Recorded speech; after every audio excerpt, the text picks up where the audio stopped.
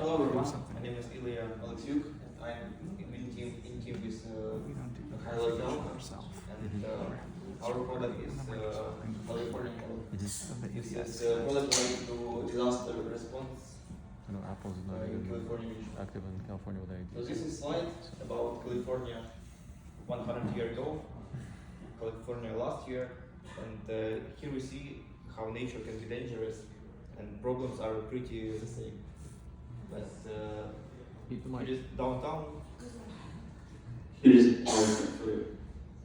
downtown of San Francisco 100 years ago, and the earthquake destroyed like 80% of all buildings. And at the left corner you see California floods. So thousands people were evacuated. So we come up with some solution. It's called CaliforniaHelp. So it's a disaster response platform. It has real-time alerts, offline access to critical information, neighborhood chat for community support, and ticket support system for organized aid distribution. So here is.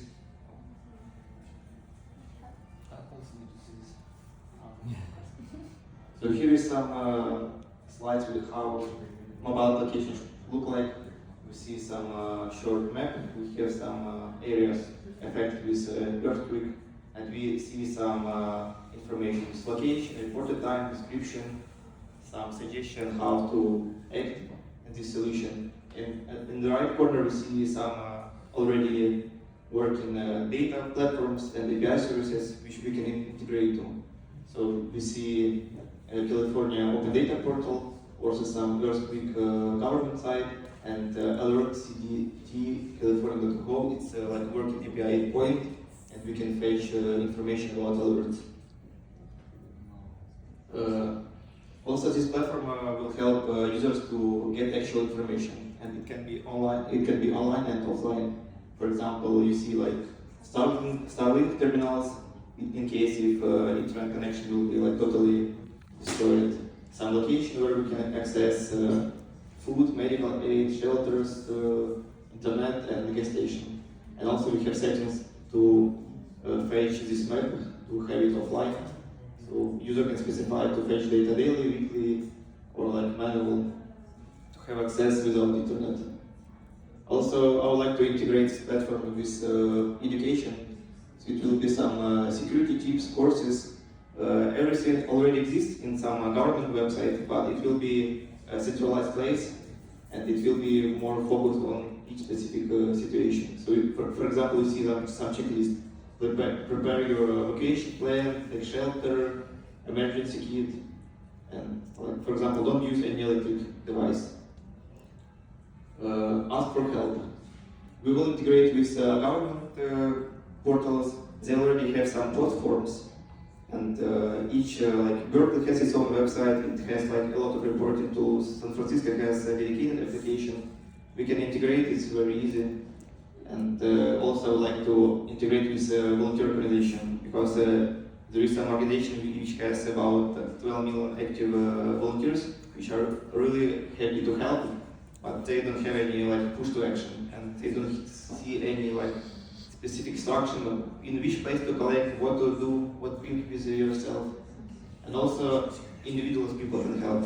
For example, you can specify your current GPS coordinate. You see some push-up notification. And some guy will say, for example, the tree is fallen. If you have something to like remove this tree very fast, or maybe you have some car, or you can jump start my car. It may be like it may save someone's life, and it can be like 2 minutes faster than just some emergency service, but it can make a difference.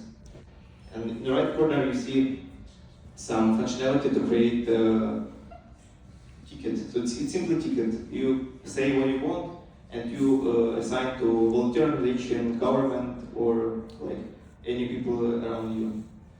Communication with neighborhood. It's really close to like functionality of Nextdoor, but it's more specific to some disasters, and people here not just to like some pictures of cats, or they're just ready to help. Partnership opportunities. I found out volunteer match. They have 12 volunteers, but it's about long-term commitment for some being some teacher or help with something for long term. But if some disaster happens, we need to act fast and it can save lives. California volunteers, they do a great job, but they do a great job, but we want to collaborate together with people who are already enrolled to some organization, so it will be faster. And this is architecture diagram for some difficult questions. So we will have some third-party APIs. It can be user input. They can simply make some photo, video. We will analyze it with AI to have some algorithm for grouping incidents. For example, it can be one issue, but 10 people reported it. We can specify location. Also, we will have APIs. As I mentioned, we can fetch data for wildfires, earthquakes, floods. We will analyze it, create big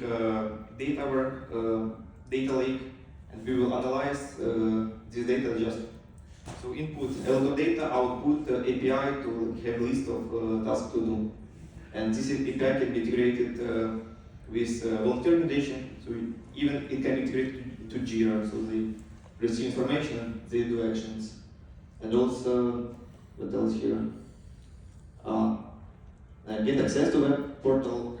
I mentioned bank ID, but I suppose it will be too difficult, so maybe just zip code and that's it. Maybe you have already some questions because it's almost last slide. Last slide is architecture. Yes, we have questions.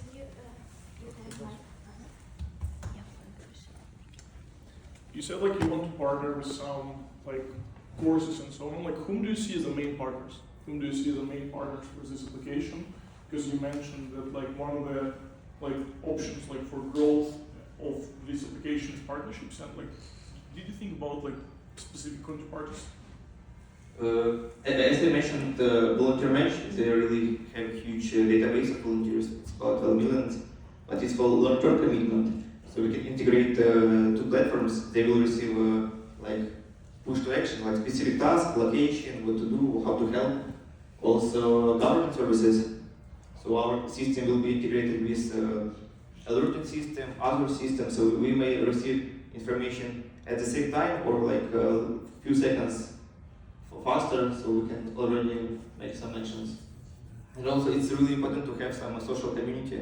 So for example, you're like 5 meters near the accident, so you will not go just go away. So you will have instructions and some community to collaborate. And it will be a centralized platform. Thank you. Yeah, this is really clear. Really good use case for disasters. Very important. So the challenge is going to be, and the question for you, if you thought about this, is how are you going to get this app, motivate people to download this app in advance? Because they need to. It's going to be a pretty heavy offline app, right? Assuming there's going to be a disaster and they might not have internet connection, so they need to have it already. So any ideas? Have you thought about distribution? How are you going to get people motivated to download it? Thank you for the question.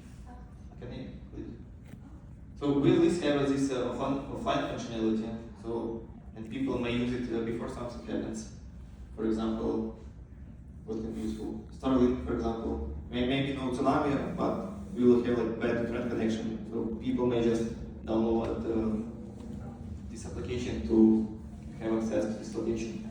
Yeah, so I'd recommend you think more about this because it's going to be kind of a public awareness campaign that you need for something like this to be downloaded. To what way people to upload it? For instance, Download it. First time. Yeah.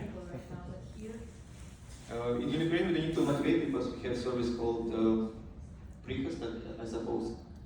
No, it's not the same. I think A-Rate, Serena's like application is more of Yeah. I got the question, the most difficult question, because I saw all of this application. For example, there is application for Hercules City. They have like a 3.5 stars rating and very small downloads, but they really cover functionality for reporting. But as the main point for this service, it will be awesome to have a lot of just users on mobile, but we provide this API connection. So we will fetch a lot of data, we will have data lake, we will analyze, and we will push to action all volunteerization, which may be sleeping or don't have like clear mind to what take action to do. Yeah, I mean, the other question is what's going to be on the other side? People are creating tickets, but do like sheriff's departments have a interface to get the tickets, to help the people? So the other side of it, for the services that need to be provided, you also need to think about that, obviously.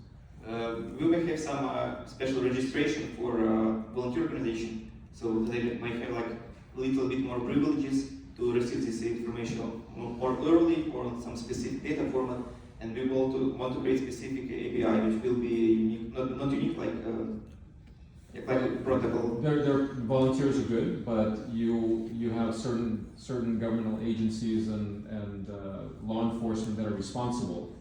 So sheriff's department does search and rescue, police obviously, other law enforcement agencies that need to be on the other side to be able to catch and respond very quickly to the request. Yeah, I have a question. It's really important to let people do their job, which they really can do. But other side, if you can make some minor changes which affect a lot, and you can do it, so there also should be some window for like regular people to take action. Thank you so much. We have to jump to another